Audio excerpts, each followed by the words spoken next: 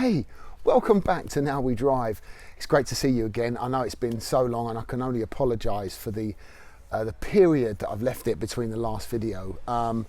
Obviously during the first part of lockdown things were a lot more lockdown, obviously, and I was doing videos on Copart and other bits and pieces, and we bought a few cars to add to the channel, but things have come to a bit of a grinding halt. A number of things happened in my personal life that new projects and other things I've had to be getting on with, so I've not been fully focused on Now We Drive, so apologies for that.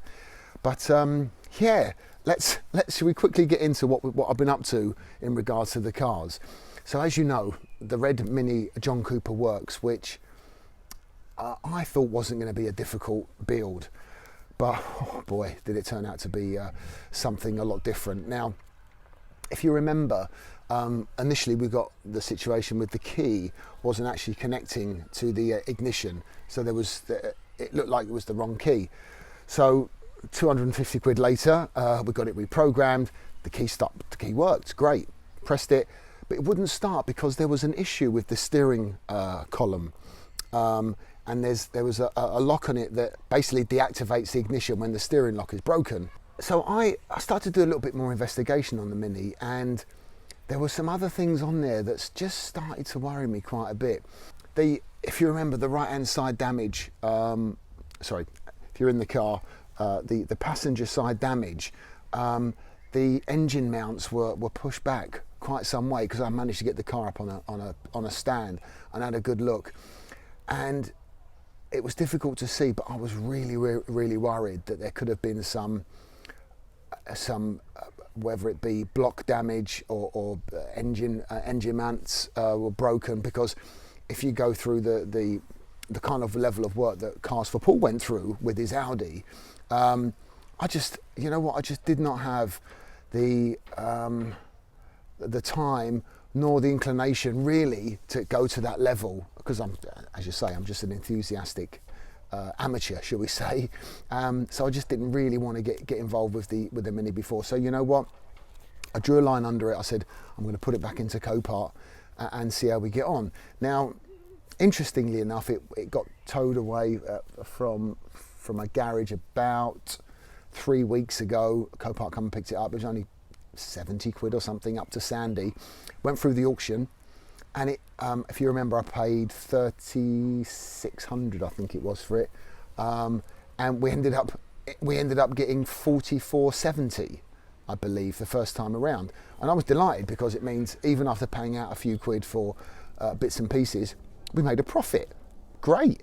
Then I got a message from Copart on Thursday of last week saying that after many attempts to contact the buyer, he's not paying.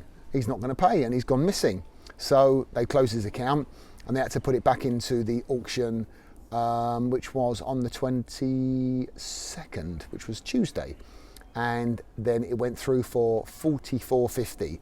So again, a small profit, gets it off my hands, and that's something, one less car I have to worry about, which honestly, two things I've learned from buying the John Cooper Works. One, I wouldn't get a car that had the C notification on the VIN number, because the situation was that was a private seller that had put it back into the auction, just like I did with the John Cooper Works. So it was kind of made me think a little bit differently about having cars that maybe come directly from auction, from insurance companies into the auction, as opposed to from a private seller. So that's not something I would do again. So as you know, we've got two other cars left on the channel. We've got the Mazda MX5, which, funny enough, I bought the parts really quickly. I've got a rear bumper, I've got the rear quarter panel, and I've got the light. That was all done. Took it to the garage about 3 weeks ago, and nothing has happened. I've been really disappointed with a very local guy that said he would do it, in a couple of days. It's still sitting there. He's had some issues with staff and bits and pieces, but today's Wednesday, and today the work has finally started up. I just popped round there. The bumper's off, and he started to have a look at pulling it all out, getting it into shape, cutting the quarter panel off and putting the car back together, it should be pretty straightforward, because there's only that rear quarter that needs sorting out, new light, bit of a spray up, and we should be good to go. There's a bit of suspension damage, which again is 3 parts that I've got on eBay, that won't be too difficult to replace. I do that myself in a pretty short order. So I will have the MX5 back up and running, and hopefully something to show you in the very near future. Last but very much not least is the really pretty white Audi A3S Line 2 litre TFSI, the 66 plate one that we bought. I really like this car, and it's one I want to keep. It's a shame we haven't got it ready now, given the beautiful weather we've got. If you've seen a previous video, you'll know that what happened where during the strip down process, one of the poles that he puts up to pull the car into shape fell on the back of the car, smashed the back window. And with a little bit of toing and froing with the body shop, he's put his hands up, which initially he didn't. He said, well, you know, anyway, we're not going to get into that. It was a quite a short conversation, but he's going to get his insurance to pay for it. But so we need to get the back repaired, and popped round there yesterday. It's been there for a long time, but he's got it up on the jig. And he started doing the pulling process. I've got a few videos already of that, which I'll post once I've got the process from start to finish, with the new rear bumper put on, the new crash bar, the new light, and the new boot, the new rear boot lid.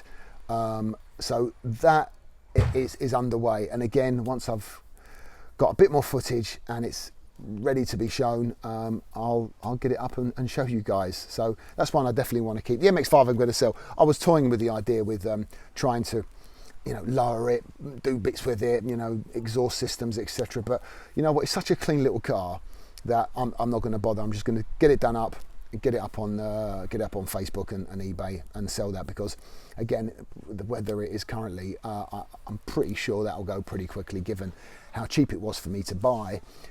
The repair's not going to be overly expensive, and the parts weren't dear either, so that's going to be a pretty easy sell. But I'm really looking forward to getting the A3. That'll be a nice one to gas around for a few months while we've got some lovely sunny weather, or until I get bored with it, I'm sure.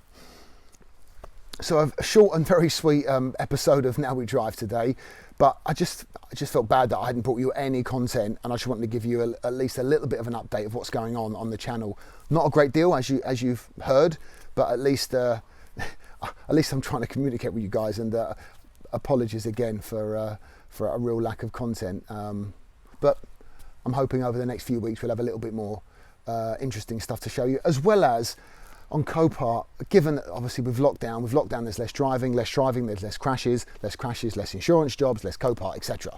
You know, it's a knock-on effect, and there isn't a great deal out there, not to the level that you'd think there would be a lot of cars. I've been looking, but I'm just going to get the MX5 done, get that out of the door, get my money for the red John Cooper works, and get the Audi back on track. And then I'm going to look for something a little bit more sporty and executive. Like I said, I'm really looking at trying to get a really nice Jag. I've seen a really nice Aston on there. It went for too much money, but that's the kind of car I want to do. Anyway, thank you so much for joining us here again on Now We Drive. Stay safe, and I look forward to seeing you again really soon. Okay, take care.